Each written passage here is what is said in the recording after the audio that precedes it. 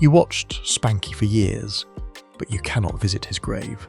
We found out why, and right now we're taking you to every Little Rascal burial location, including the one lost for 76 years. Number 1. Carl Switzer as Alfalfa. That cowlick, that off-key singing. Carl Switzer played Alfalfa from 1935 to 1940, starting at just 7 years old. Here's what most people don't know. The day he was murdered, January 21, 1959, was the exact same day Cecil B. DeMille died. The papers buried Alfalfa's story. 31 years old, killed over a $50 dispute. He is buried at Hollywood Forever Cemetery, Los Angeles. Number 2. Norman Chaney as Chubby. Norman won a nationwide talent contest to join the gang in 1929.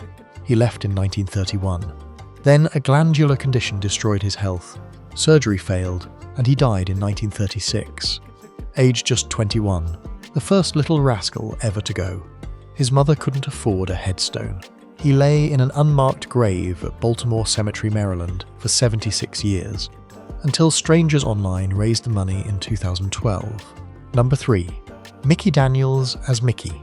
That freckled face, that gap-toothed grin. One of the original Rascals, 1922 to 1926. Then he vanished completely. Mickey Daniels died alone in a rundown motel in San Diego in 1970, working as a taxi driver.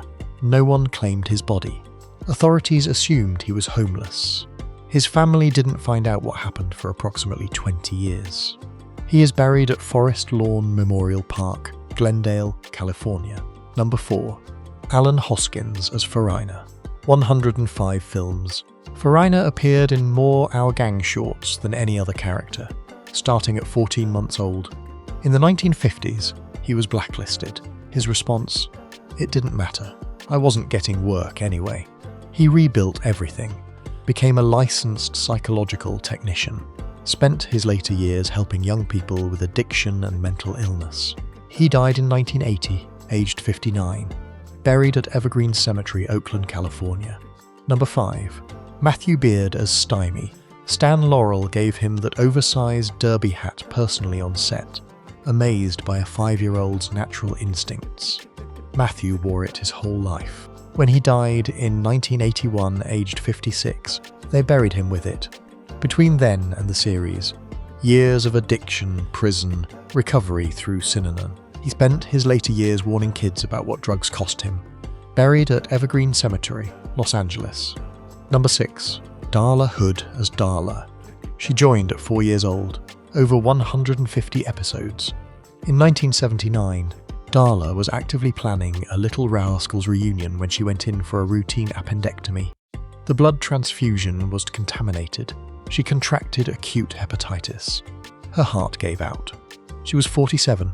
She was trying to bring everyone back together one last time. She is interred at Hollywood Forever Cemetery, Abbey of the Psalms Mausoleum, Los Angeles. Number 7. George McFarland as Spanky, the leader, the round face, the knowing look. George played Spanky from 1931 to 1944, most of his childhood. He left acting and worked in sales for decades. In 1993, his family secretly arranged a Hollywood Walk of Fame star as a surprise. He never found out. He died of a heart attack before the ceremony. His star was unveiled posthumously in February 1994. He was cremated. Number 8. Jackie Cooper as Jackie. Jackie joined the gang at 6. By 9, he was the youngest person ever nominated for the Academy Award for Best Actor. He served in the Navy, retired as captain, received the Legion of Merit, directed Emmy-winning television, and played Perry White in the Superman films. He built a full second life after childhood fame, and did it right. He died in 2011, aged 88, buried at Arlington National Cemetery, Virginia. Number 9.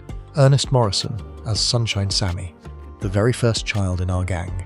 And before that, the first black actor in Hollywood history to sign a long-term studio contract. He was 6 years old. After show business, he spent nearly 30 years as a quality control inspector for an aerospace company. He approved parts used in the moon landing. Most fan pages skip that entirely. He died in 1989, aged 76. buried at Inglewood Park Cemetery, California. Number 10. William Thomas as Buckwheat. That striped shirt, that floppy hat, Ote. William stayed until the very last Our Gang short in 1944, the only cast member to appear in all 52 MGM entries. After the series he served in Korea, then worked quietly as a lab technician at Technicolor. In August 1980, he received a standing ovation at a reunion and was moved to tears. 10 weeks later, he died of a heart attack. He was 49. Buried at Inglewood Park Cemetery, California. Number 11. Robert Blake as Mickey. Robert joined in 1939 at 6 years old. He built a career most child stars never get. In Cold Blood, Beretta, decades of serious work. Then in 2001, his wife was murdered. He was acquitted. A civil court later found him liable. He died in March 2023, aged 89. Buried at St. Peter's Cemetery, Staten Island, New York. Number 12. Scotty Beckett as Scotty. That crooked sideways cap, that oversized sweater. Scotty later played young Al Jolson in The Jolson Story. Then everything unraveled. Arrests, failed marriages, drinking. Fired from his last TV role for passing a bad check. In May 1968, he checked into a Hollywood nursing home after a severe beating and was found dead 2 days later. He was 38. The cause was ruled inconclusive. Buried at San Fernando Mission Cemetery, Mission Hills, Los Angeles. Number 13. Robert Hutchins as Weezer. 58 shorts between 1927 and 1933. He left the series at 8. Grew up quietly in Tacoma, Washington. Finished school and joined the Army Air Corps.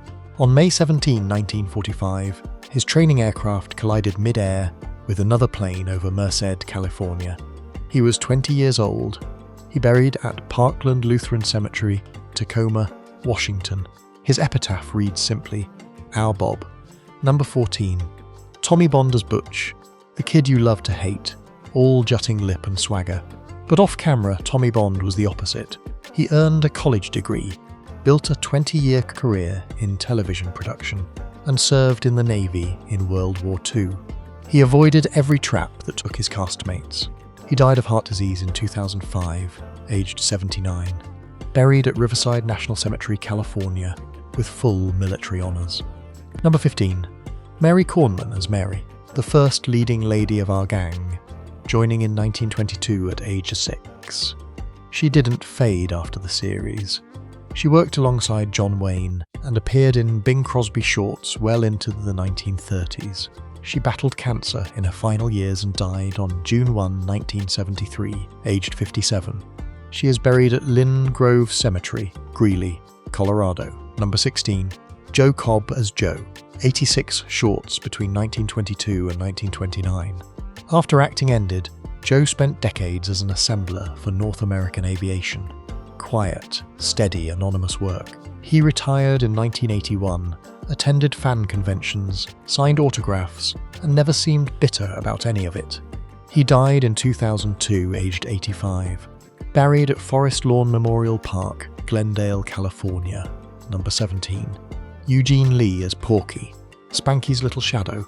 His mother sent his photo to Hal Roach when Eugene was barely 2. He grew up to become a high school history teacher in Colorado and hid his Hollywood past from almost everyone he knew, until a friend talked him into telling the truth in 1971. He died of lung and brain cancer in October 2005, age 71. His exact burial location remains unconfirmed. Number 18. Billy Laughlin as Froggy, that gravelly, unmistakable voice. No dubbing. Built entirely on a Popeye impression he did for classmates.